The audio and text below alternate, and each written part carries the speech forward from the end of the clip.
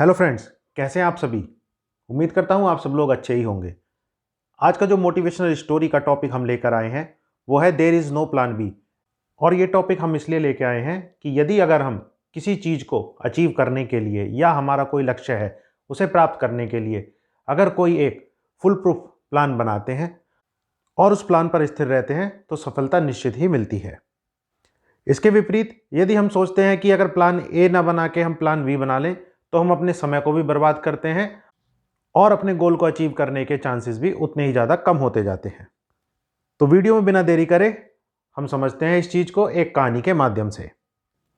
एक बार क्या होता है कि एक राजा की सभा लग रही होती है और उसमें उसके 3 गुप्तचर राजा के पास आते हैं और बताते हैं कि महाराज, पड़ोसी राज्य ने हमारे अगेंस्ट युद्ध करने की घोषणा कर दी है या फिर हमारे राज्य पर कभी भी पड़ोसी राज्य हमला कर सकता है।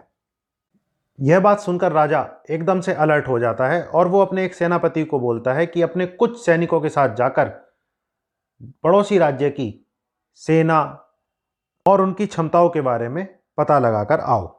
जब सेनापति अपने कुछ सैनिकों के साथ जाकर देखता है और वह यह पाता है कि पड़ोसी राज्य की सेना में तो हाथी, घोड़े, लाखों और करोड़ों सैनिक, अस्त्र शस्त्र, बल सब कुछ अवेलेबल है, यानी कि वो राज्य हमारे राज्य से बहुत ज़्यादा शक्तिशाली और मजबूत भी है।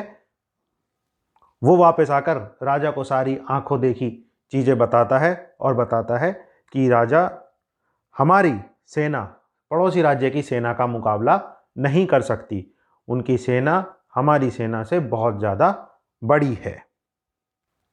तब राजा अपने दरबार में ये बात रखता है और पूछता है कि हमें कोई ना कोई युद्ध की रणनीति बनानी चाहिए जिससे कि हम युद्ध को जीत जाएं।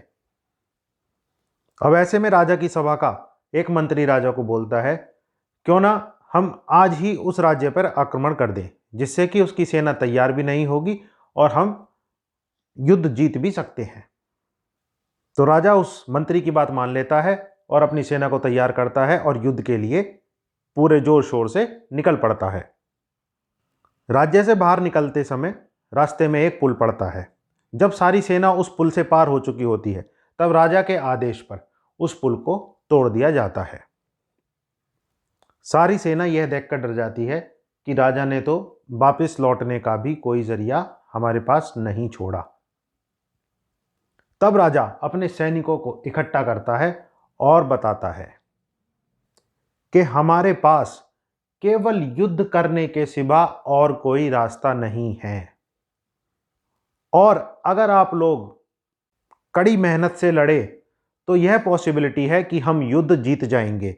अगर आप लोग पीछे जाते हो तो खाई में गिर के मारे जाओगे और युद्ध अगर नहीं लड़ते हो तब भी खाई में गिर के मारे जाओगे। तो क्यों ना, हमारे पास एक ही रास्ता है, यानी कि हमारे पास एक ही प्लान है, तो क्यों ना हम लोग अपनी पूरी ताकत से शत्रु का मुकाबला करें। इतना सुनने के बाद उस राजा की सेना पड़ोसी राज्य की सेना से डटकर लड़ती है। काफी देर तक युद्ध चलने के बाद इस राजा की सेना जीत भी जाती है और सब सही सलामत वापस लौटकर आ जाते हैं। तब एक आदमी राजा के दरबार में पूछता है कि राजा, हमारी जीत कैसे हुई। तब राजा बताता है कि मेरी सेना के पास या हमारे सामने कोई और रास्ता नहीं था, हमारे पास केवल एक ही प्लान था जो कि जीतना था। इसी वजह से सभी ने अपनी पूरी जी जान से लड़ाई करी और पड़ोसी राज्य को हरा दिया।